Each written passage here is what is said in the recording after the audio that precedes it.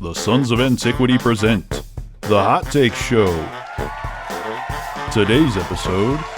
New year, new me.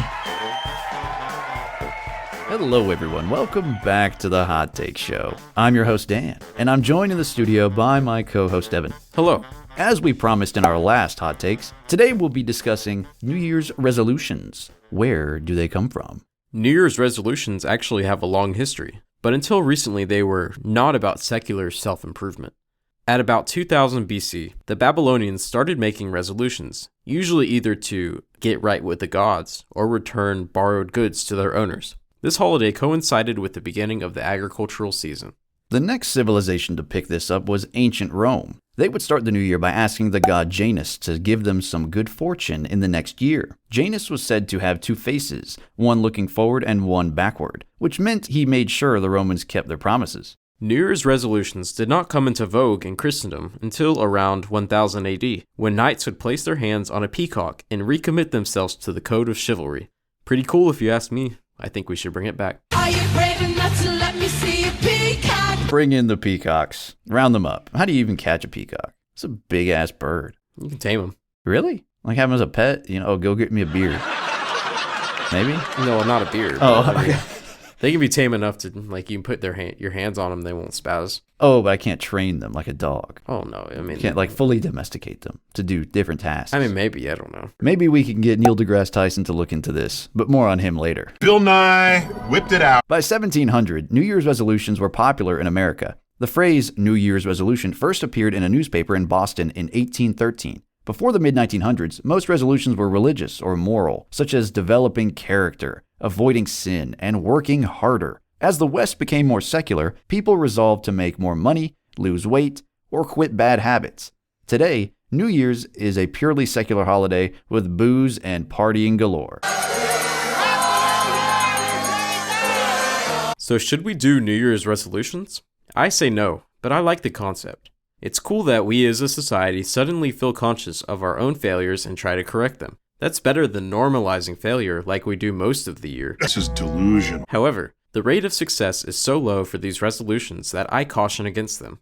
The idea of being perfect for an entire 365 days is just too daunting for most people, and when they fail, they feel like they broke their vows and must give up immediately. While it is admirable to try to change yourself overnight, virtue is something that forms over time and must be proven by hardship. Unless you have a road to Damascus moment, quitting cold turkey won't last for most people. Another reason, which is more superficial, for my dislike of New Year's resolutions is that it makes gyms insufferable for the month of January. I don't go to the gym these days, but I'm sure Dan has some beef as well.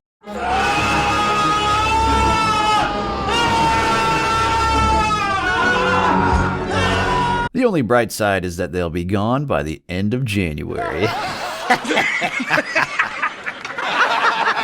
Now let's talk about something that I find weirdly fascinating, and hopefully you do as well. Calendars go back a long way, but the way they kept time has differed tremendously. The easiest way to keep up with years is to do a lunar calendar. When the moon goes through a full cycle, from new moon to full moon to another new moon, that counts as one lunar month. Do 12 of those and you get a year. The problem with the lunar calendar is that each year ends up only being about 354 days, 11 short of how long an actual trip around the sun is. Along came Julius Caesar, a genius in many ways. Using the calculations of Egyptian scientists, he made the year have 365 days, with every fourth year having 366 days instead. This is the Julian calendar. This worked great for over 1500 years, until the scientific class began to notice that the spring equinox had drifted from Easter. This caused Pope Gregory XIII to issue a reformed calendar in 1582, which we use today. The Gregorian calendar takes the Julian calendar but removes a few leap years. This makes each year 365.2425 days long, compared to the actual astronomical value of 365.2422 days per year. However, not everyone uses the Gregorian calendar. Many of the Eastern Orthodox still hold on to the Julian calendar, but use a revised version to keep it accurate, also known as the Gregorian calendar. Muslims use the lunar calendar to commemorate their holy days.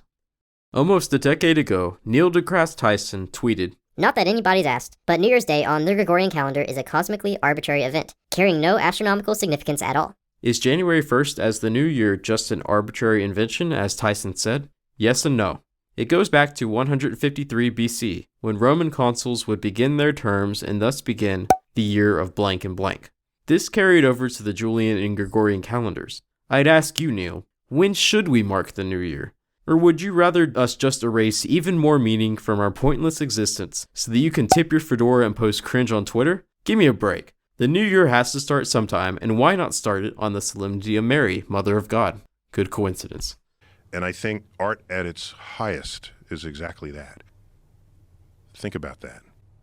New Year's resolutions are hard for all of us. So to make things easier, I have adopted an approach I learned about from CGP Grey in his video, Your Theme. Check that one out. Instead of setting strict goals, I've adopted a couple of themes instead.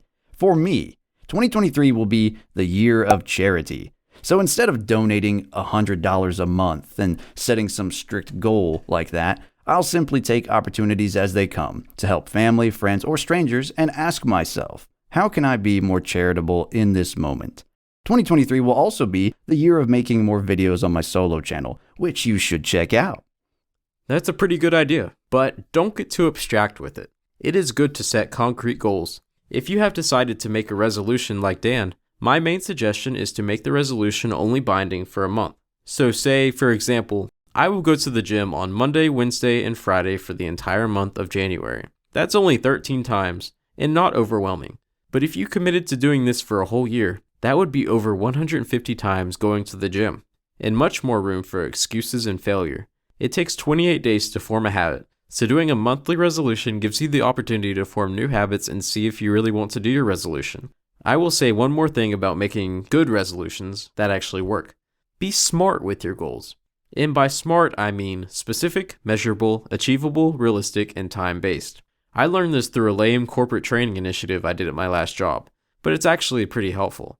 Look, I just don't want to see anybody doing shoulder press in the squat rack. That's all I'm asking. Make a resolution to not do that. Please. I beg you.